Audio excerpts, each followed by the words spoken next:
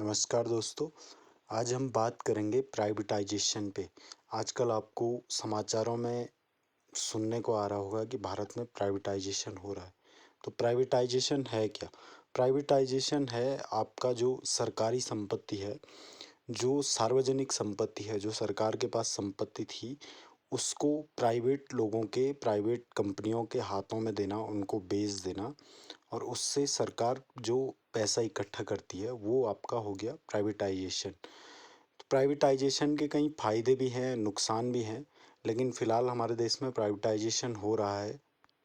अभी जो प्राइवेटाइजेशन हो रहा है उसमें सरकार क्या कर रही है? सरकार कर रही है जो गवर्नमेंट के पास जितने भी उपक्रम थे उनको प्राइवेट हाथों में बेच रही है और उससे गवर्नमेंट कुछ पैसा कमा रही है, पैसा ले रही है। और इसके बाद एक और टर्म आता है डिसइन्वेस्टमेंट। डिसइन्वेस्टमेंट हो गया जो सरकार के पास कंपनियां थी उनको सरकार प्राइवेट लोगों को बेच दे रही है। और ऐसा इसलिए सरकार कर रही है जिससे वो अपनी नीतियों में बदलाव लाए, देश की हालत को सुधार सके, आर्थिक हालत को। प्राइवेटाइजेशन जो प्रोसीजर है वो है आपका जो पब्लिक सेक्टर के जितना भी जैसे पब्लिक सेक्टर की कोई कंपनी है उसको निजी हाथों में देना। और प्राइवेट सेक्टर को बढ़ावा देने का ये कारण है कि उसमें ग्रोथ अच्छी है, एफिशिएंसी अच्छी है। भारत में काफ़ी सारे बैंकों का प्राइवेटाइजेशन किया जा रहा है, काफ़ी सारे पीएसयू का, पब्लिक सेक्टर की जो कंपनियां हैं, जो सार्वजनिक क्षेत्र की कंपनियां हैं, उनको प्राइवेट हाथों में दिया जा रहा है। और इसके पीछे सबसे बड़ा कारण यही है कि एफिशिएंसी जो सरकारी क्षेत्र की कंपनियां हैं वो ज़्यादातर नुकसान में चल रही हैं, मतलब घाटे में चल रही है और उनको सरकार उनमें सुधार लाने के लिए उनको प्राइवेट हाथों में दे रही है। प्राइवेटाइजेशन में होता है कि जो पब्लिक के हाथ में जो सरकार के हाथ में ओनरशिप थी उसको प्राइवेट में ट्रांसफ़र किया जाता है, मैनेजमेंट प्राइवेट में ट्रांसफ़र किया जाता है और जो एसेट है वो सरकार प्राइवेट हाथों में दे देती है, उसका मैनेजमेंट जिससे अच्छी तरह से चल सके। तो ये सारी प्रोसीजर होती है प्राइवेटाइजेशन।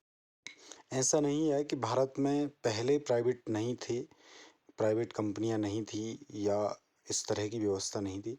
भारत में मिश्रित व्यवस्था है और अभी ये सब चर्चा में इसलिए है क्योंकि अभी जो पब्लिक सेक्टर की कंपनियां हैं उनको जो हमारी केंद्र सरकार है वो बड़े स्तर पे बेच रही है और वहाँ से सरकार इन्वेस्टमेंट के लिए पैसा लाना चाह रही है। और प्राइवेटाइजेशन के काफ़ी सारे नुकसान भी हैं। इसमें जो विशेषाधिकार होता है वो प्राइवेट हाथों में चला जाता है और जो आपके लेबर हैं वो प्राइवेट लोगों की दया पे चले जाते हैं।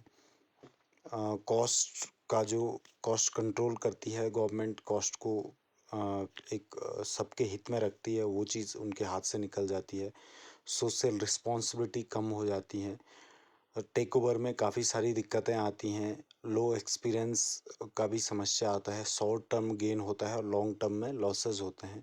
और नेशनल इम्पोर्टेंस को भी इसमें नहीं रखा जाता है पहले पे से। इसमें सबसे इम्पोर्टेंट एक ही चीज़ रखी जाती है कि फ़ायदा किस तरह से हो। तो ये प्राइवेटाइजेशन के कुछ नुकसान थे। प्राइवेटाइजेशन के कई फ़ायदे भी हैं। इससे प्रोडक्शन बढ़ता है, इससे मैनेजमेंट अच्छा हो जाता है, एफिशिएंसी अच्छी होती है, प्रोडक्ट अच्छे निकलते हैं। और जो पब्लिक सेक्टर में रहते हुए उन कंपनियों को घाटा हो रहा था तो प्राइवेट में जाने के बाद वो घाटा कम हो जाता है। लेकिन अभी सबसे बड़ा विषय ये है कि गवर्नमेंट ऐसा क्यों कर रही है, जबकि पिछले 70 साल से जो सरकारें चली आ रही थी उन लोगों ने उनको संजोए रखा था, उनको पब्लिक सेक्टर में ही रखा था और चल भी रही थी, ठीक ठाक चल रही थी। लेकिन अभी जब से ये सरकार आई है तो तब से इनकी स्थिति ज़्यादा खराब हुई है और ये एक बहाना भी हो गया है कि ये इनकी स्थिति खराब है और उनको सुधारने के लिए प्राइवेट कर रहे हैं और सरकार फिर पैसा गेन करने के लिए भी प्राइवेट कर रही है। सबसे बड़ी जो समस्या उभर के आ रही है वो समस्या ये है कि कुछ स्पेसिफाइड लोगों के पास सरकार इन सबको बेच रही है और ये अपने आप में एक समस्या है। इससे सरकार को सही मूल्य भी नहीं मिलेगा